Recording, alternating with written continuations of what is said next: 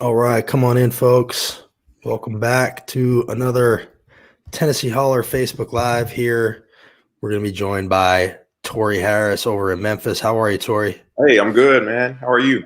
I'm good. So just so people know, tnholler.com is where you can find us at the TN Holler on Twitter and Facebook. We're also in Memphis, Murfreesboro, Chattanooga, Knoxville, Harrogate, Cookeville, Tri-Cities, and we're even in West Virginia, and that's all because of you all. So thank you all for the support. If you have a few bucks, give it to TORREY. If you have a few more, give it to us.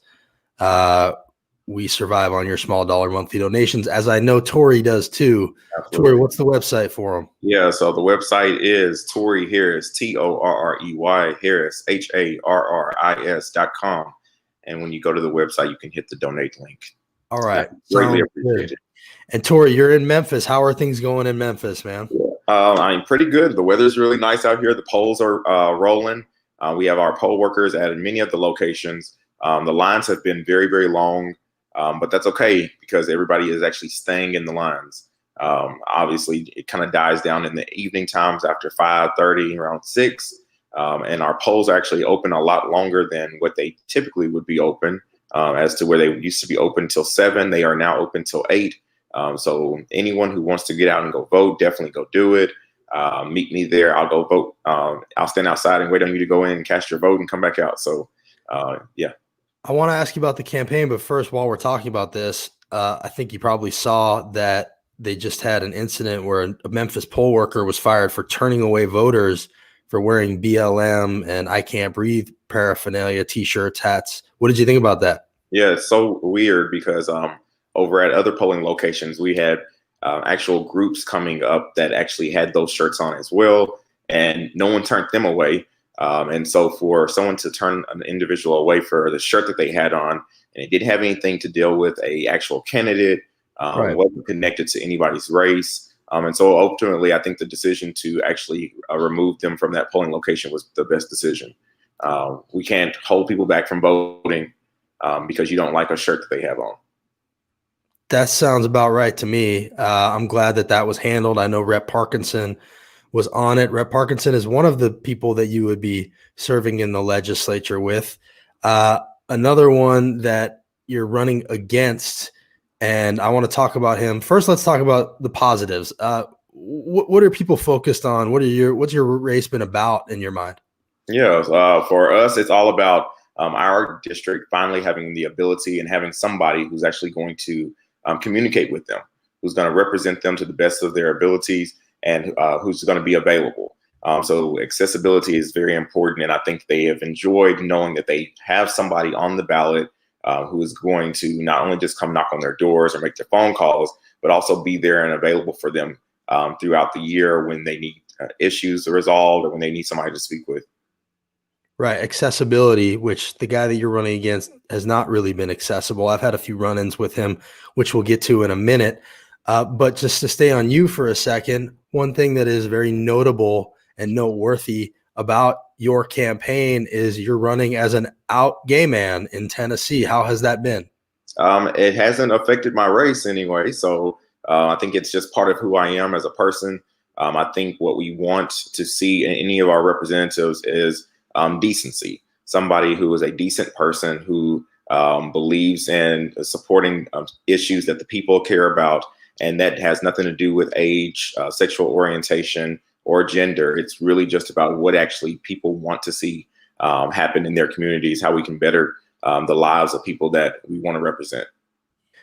Well, that sounds like a refreshing change from what has been in there so far. And let's talk about that for a minute. You're running against Representative John Deberry, who has been a Democrat in name for years and years, representing that district. He was just recently kicked off of the ballot as a Democrat. Not as many people say because he's pro-life. That is one of the things, but it was because he was against the Democratic platform on so many different levels, from vouchers to, yes, reproductive freedom, to voting against protesters, to LGBT rights. And, he has been an opponent of LGBT rights in a lot of ways. What did you think of the decision to remove Deberry from the ballot? So I ran against Representative Deberry in 2018, and I lost by just a small margin. And to now make it to 2020, where I've pulled a petition and running again, I think for me, the decision that was made by TNDP has nothing to do with me or the race, and so I can't change the decision that they made.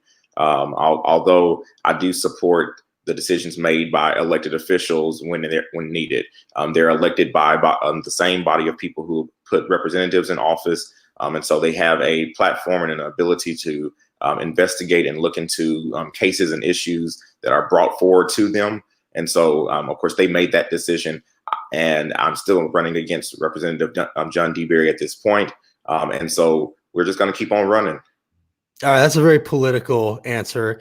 I mean, I'll say I thought it was the right decision. You know, I feel like if you're going to be running under the protection of the Democratic Party, then you need to at least agree with them on a few things. And the things that jump out at me, I mean, obviously the ones that I mentioned, but also he's funded by Republicans. That's something that people need to know. So much of his money comes from Republicans, and there's a reason for that. He agrees with them on so many different things. Just a few weeks ago, we saw him stand at the Shelby County Republican Party and essentially wink, wink to them that he supports Donald Trump. I called him to ask him about that, and he was less than forthcoming about it, basically denied it. Hear for yourselves how that conversation went. Do you support Donald Trump? No, I do not. How do you reconcile that with what you said to the? I don't have to. I do not have to reconcile it. Won't let someone else name the members? So this is him standing at the Shelby County Republican Party saying, go on and let someone else name the members of the Supreme Court, very clearly implying to this group of Republicans that he wants Donald Trump to sit the next Supreme Court justice. It wasn't the only thing that he said. The Supreme Court. Do you support Biden? No, I do not. I do what I have done my entire career: stand in the middle and work out consensus. I have never stood up. I didn't stand up to support Obama. So, I mean, you know, I'm not going to make you listen to this whole thing, but basically here he is saying, I don't support Biden. I didn't support Obama. And he's presenting it as though it's some medal that he wears around his neck. What did you think about those things? He's very proud to say these things as if they do not affect the or that he's not representing a full voice of 65,000 people when he says these things. Like you just can't stand up there and say, oh, that we need to fight against people who are out here killing babies. We need to fight against people who are doing this. Like, you can't stand with a group of people who people have already compared you to in full support. And he made it very clear that this wasn't the first time he's been there with them. And so obviously we've had some of the same beliefs with them in the past. And he's, it may be a struggle for him. His version of what working across the aisle looks like has not worked for so many people. We have people that work across the aisle. We have Leader Camper. We have Representative Stewart. We have all these representatives that have to work across the aisle in order to get things done, but that does not decrease your ability to have values and to be able to represent your district.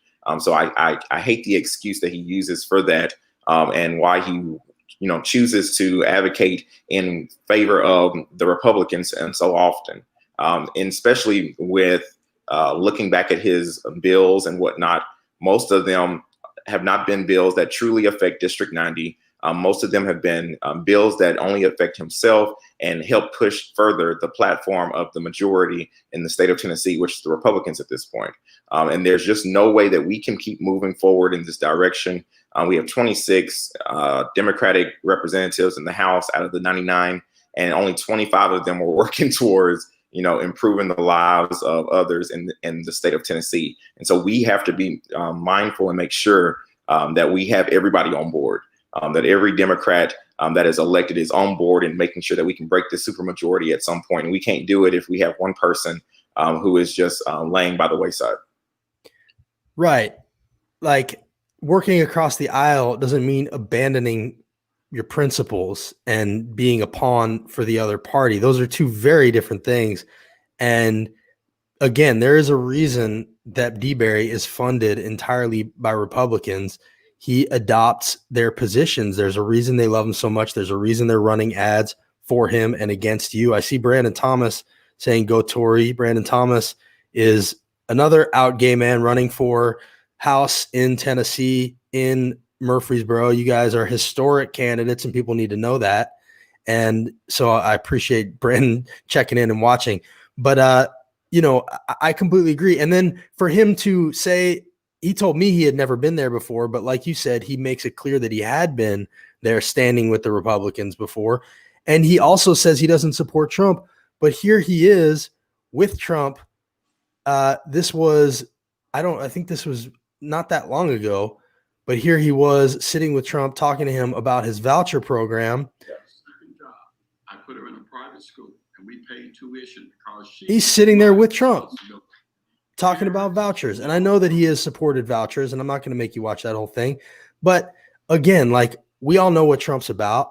And as a party, you know, steering public dollars to private schools is not something we support as a party. No. And it's very clear that even though he wants to hide who he really is, he definitely wants to wink, wink, nod, nod to Republicans and make it clear that he's on their side. So, you know, we do need a change. It would be refreshing to have somebody in there that doesn't do those things. And so people can help you. How? What are the ways people can help you? Yeah, so people can definitely help. Obviously, financial contributions definitely help us in many ways. It helps us get mailers out. It helps us get people on doors. It makes sure that we can run a smooth campaign to make sure that we win for this district and for the people of this state. Also, getting out and helping us volunteer on phones. We have an amazing phone banking system, an amazing texting system that allows you to do things from home, from where you are, without actually having to come out and do much else. So you can sign up for that too by visiting www.torreyharris.com. Definitely checking that out. Or you can shoot me an email at info@torreyharris.com, and we'll make sure that we get you signed up to volunteer. There's so many different ways to volunteer for us. It really would help in many different ways. Have you thought about, like, okay, let's say you win, because I feel like, you know, you got a pretty good shot here. Let's say you win. What are you going to focus on when you get up there? Have you thought about what the priorities are going to be as far as, you know, legislation that you want to carry or sign on to? Yeah. So obviously we only get about 15 bills that we can actually, create and put forward. And all of that's going to take me speaking with members of our community, trying to figure out ways that would be best effective, and especially as a freshman going in, to make some of the best decisions we possibly can. And those are going to be surrounded around public education, our teachers' pay, wages for, our people all together across the state of Tennessee. I really am going to be focused on in the criminal justice area when it comes to the elimination of cash bail. We have to finally make it there. We can get there. It's just going to take, some real work on preparing and crafting legislation that actually matters when it comes to that. We have to have additional people fighting to expand Medicaid in this state. And so that's going to be an additional push for me as well. Ensuring that there's actually a voice and that someone is actually speaking loudly for women's rights in the state of Tennessee. That's going to be a big, huge push for me. We're going to win this race. I have no doubt in my mind about winning the race. I do feel that my opponent, he'll probably be offered some lobbying job or something, but he's not going to be going away. So I can guarantee that. But we definitely will be moving this district along as a winning district together. So I'm excited to work with people in the district to make sure that their voices are heard and that we actually write legislation that improves their lives and not hurts them. All right. Well, Tory, good luck to you. Thanks for coming on here. It's TorreyHarris.com. We'll be watching and hollering about it. Yeah. And, obviously, if you get in there, we'll be watching. Also, we have a Memphis holler now. We haven't had a Memphis holler during a legislative session. That started afterwards. So it'll be cool to have that to talk about the things that you're doing when you get up there. And it'll be refreshing not to have John Deberry up there because, I've watched him do his thing for a long time, and it's been really frustrating to watch him talk in circles, to imply things without actually saying them, to speak passionately about the things that Republicans care about while pretending that he's fighting for the things that Democrats care about. It's mealy-mouthed, it's weak. It's, frankly, cowardice, which I told him later on in that conversation. And it'll be nice to have someone up there standing for the things that they say they stand for. So good luck to you. Stay in touch with us. And hopefully, these 2 weeks won't drag on too long. Yeah, Justin, I appreciate it. Thank you so much for having me on. And for all the voters and all the people that live in Tennessee out there listening, definitely hold us accountable. I think one of the things that has come to light now with Representative John Deberry is we are now holding him accountable. We're pulling things up and showing that he's been wrong and he hasn't been the best representative. But when I win, please do the same thing for me. Hold me accountable. Thank you again, Justin. I appreciate this. Are you looking forward to the many 3-hour drives from Memphis to Nashville? Have you thought about what you're going to be listening, what podcasts you're going to be listening to yet?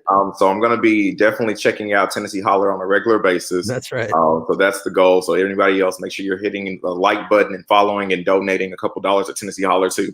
So yeah, I appreciate you. All right. Appreciate it. Take care, Torrey.